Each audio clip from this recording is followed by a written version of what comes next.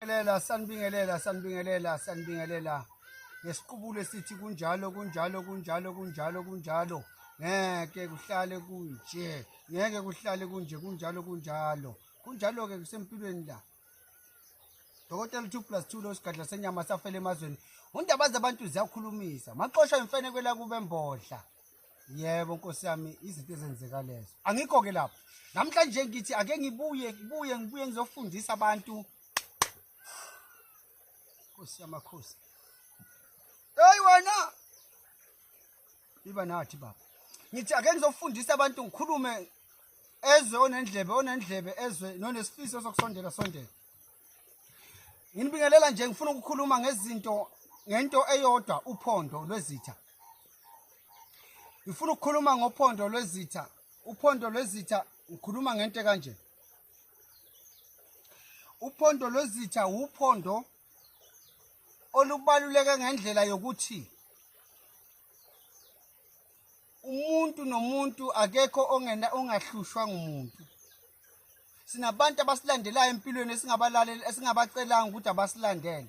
Sinabantu abasifisela kuba empilweni abangafuni size siphumelele. Sinabantu abasiphazamisa emsebenzini esisebenza kuyona. Sinabantu abasiphazamisa kumathenda esiwafunayo.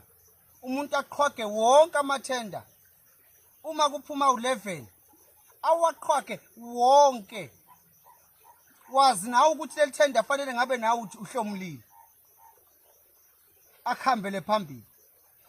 Nali uphondo Lwezitha. Ulalele mfana mangikhuluma nawe ungalokhu unyakaza ufuna ukuyiveza lapha phambili. Uphondo Lwezitha uphondo lokuvikela impilo yomuntu.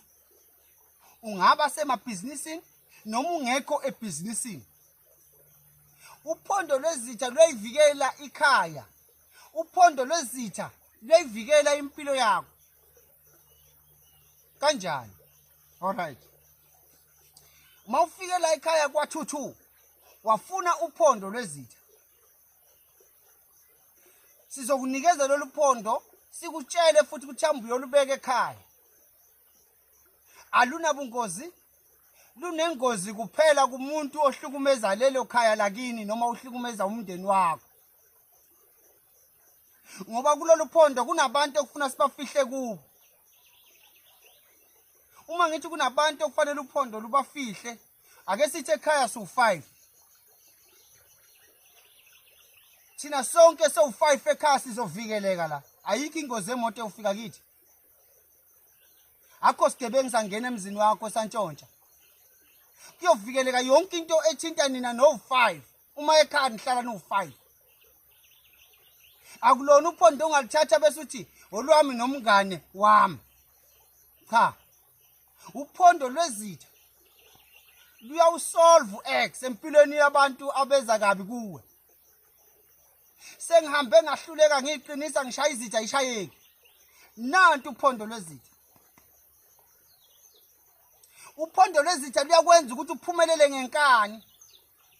Ngoba into ephazamisa impilo yethu izizitha lezi. Ngisho ngabe awubazi abantu bakuphazamisayo empilweni ukuthi bangobani. Kodwa muke wafika kulolu phondo lo. Ulikhulumisa ulitshele ndoda amadoda. Ufuna ukuphumelela ngenkani. Bonke abalwa nami engibazi nebangabazi abashayani babulelane bodwa. Abashayani balimazana bakhathale mabakhathala.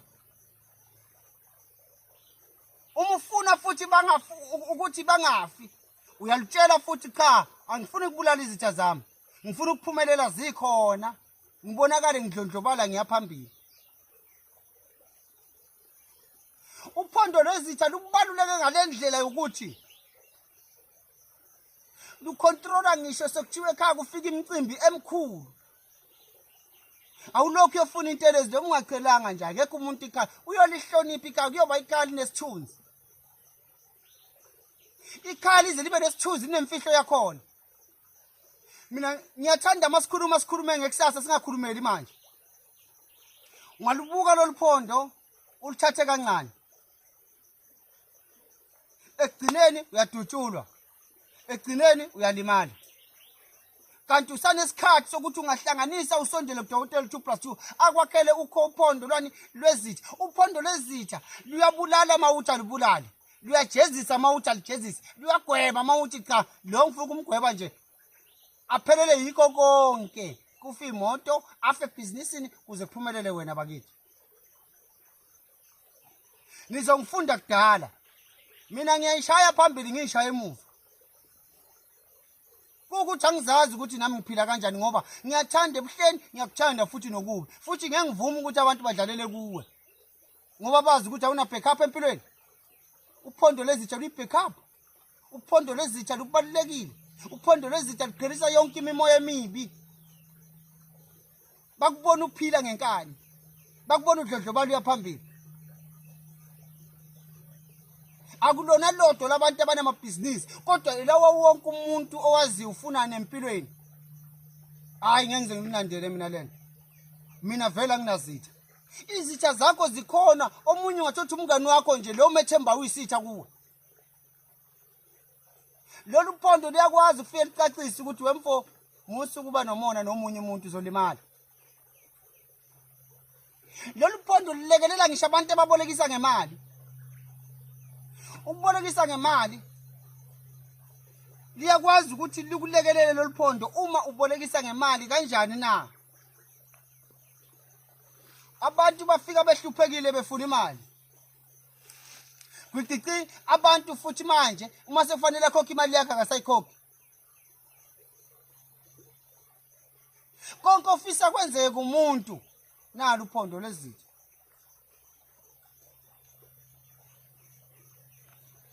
Luyahlukanisa, luyakwenza ukuthi umuntu angakujwayeli kabi, luyakwenza ukuthi umuntu uma ecabanga ukudlala azi ukuthi akuyona into yokudlala wena. Angifuni ukukhuluma kade. Uphondo Lwezitha luyatholakala la ekhaya. Yebo ke, hayi ke asiwabiza ama-prize, kodwa mina nginivezela nje umsebenzi. Obona kufanele ukuthi angalithola unesidingo salo angalithatha. Yimi njalo. Nayi number yami 076 45 400 45. Akashintshi ke njalo. Ngiqala ukusebenza mina ngo3 ekseni ngiyavala ngo6 ntambama. 3 ekseni ngiyavala ngo6 ntambama. Abantu abangakhohlwa lokho, ngiyafoneleka wonke amalanga, babekezeleka abantu. Abantu bayafona bathola ukuthi akungeneki. Umuntu akaqhubeka afone ngegama lenkosi uzogcina ngitholile. Ngiyabonga, sanibonani.